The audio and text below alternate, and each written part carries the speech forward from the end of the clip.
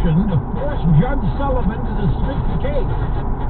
As a matter of law, this is the only way this could have turned out. But see, there's a problem. As a matter of law, it is up to debate. And recently in this country, this case should not even have gotten as far as this. It's absurd. The Department of Justice, the executive branch, decided they had no evidence. They didn't want to charge Flynn whatever. He had been set up, and now we've got actual notes from Strokes that he was set up.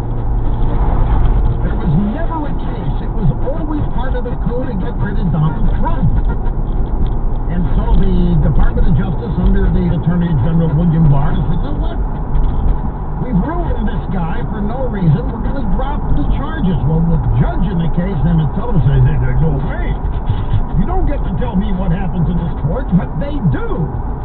They are the prosecutors, and if they decide they're not going to prosecute, Judge Sullivan is SOL. There's nothing he can do, but he didn't stop. So this thing ends up, he goes and gets weakest judge to file a friend of the court brief, and it's an anti-Flynn, anti-Trump guy. And it goes all the way up to the U.S. Appeals Court. And now, they have granted a motion to force Sullivan to dismiss the case. However, ladies and gentlemen, Flynn will soon be cleared of all charges, and the spotlight will be back on Obama. But wait,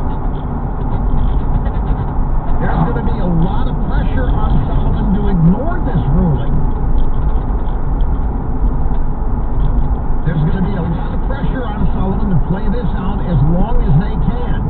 Past November.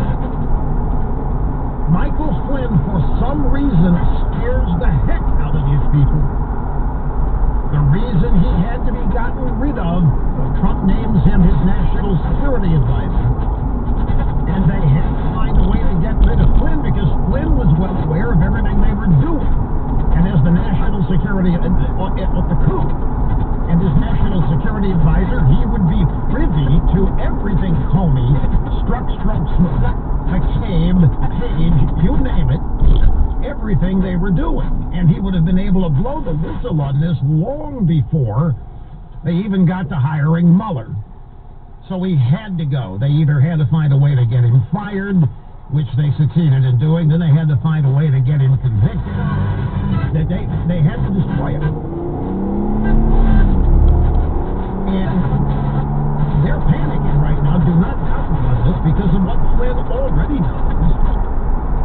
And he's well aware of what happened to him. He's well aware that he was bankrupted, that they threatened to go after his son. That's why he pled guilty in the first place. So here's three things that Judge Sullivan can do.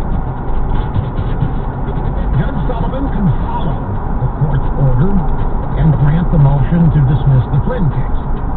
I don't think that's what he's going to do. Simply because I think there's too much riding on Flynn in their mind. We're talking about the establishment here. We're talking about the elites, the political class in Washington, deep state, whatever term you use.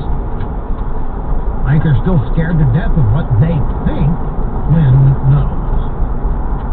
And what they fear Flynn might do with what he knows. So Sullivan, like anybody else, like any other defendant, the judge is a freaking defendant, Mr. Stanley. In a case that he won't let go, he can demand a full en banc ruling from the whole court. This is a three-judge panel. He can demand every judge hear the case. This is an option. So you get 21, 22, whatever number of judges, he can demand that they all hear it. He could pretend the ruling wasn't made. He could just ignore this and just keep trucking along and use the media shield to cover the fact that this happened today and just ignore it. I mean, this is a very high-profile case. And if I had a guess, since they can't let this go, and I really wish I knew exactly what happened got in general.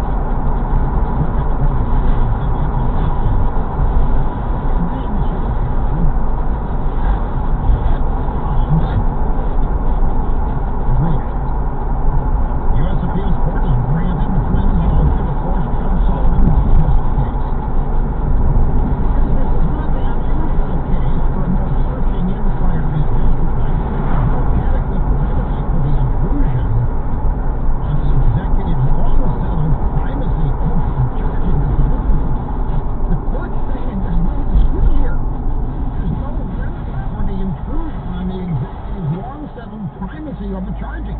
The DOJ decides who they're going to prosecute and who they're not. Judges don't.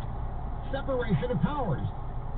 So they write, we grant the petition for mandamus in part and order the district court to grant the government's Rule 48 motion to dismiss the charges against Flynn.